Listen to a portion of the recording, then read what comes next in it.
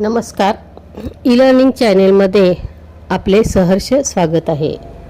आज आपण मोबाईलचा वाढता वापर वरदान की शाप या विषयावर बोलणार आहोत. मोबाईल फोन आजच्या युगातील एक महत्त्वाचे साधन. घरात असो की बाहेर, शाळा असो की कार्यालय, प्रत्येकाच्या हातात मोबाईल दिसतोच. पण या मोबाईलचा वापर किती योग्य पद्धतीने होतो हे पाहणं गरजेचं आहे. मोबाईलचे अनेक फायदे आहेत. ज्ञान मिळवणे, संपर्क ठेवणे, ऑनलाईन शिक्षण घेणे, बँकिंग करणे, मनोरंजन घेणे हे सर्व एका हातात येते. विशेषतः कोरोना काळात शिक्षण आणि काम दोन्ही मोबाईलच्या साहाय्याने झाले, त्यामुळे तो एक वरदान ठरतो. परंतु याच मोबाईलचा अतिवापर केल्यास तो शाप ठरतो. लहान मुले सतत गेम्स खेळतात, तरुण सतत सोशल मीडियावर वेळ घालवतात, डोळ्यांचे मेंदूचे विकार वाढतात, संवाद कमी होतो आणि खऱ्या आयुष्यातील नात्यापासून दूर जाता. अशा परिस्थितीत मोबाईल वरदान की शाप हे ठरते वापरावर.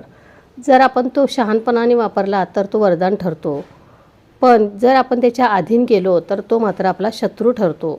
तेव्हा मोबाईलचा अतिवापर करायचा की योग्य वेळी करायचा हे ज्याचे त्याने जाणून घ्यावे. धन्यवाद.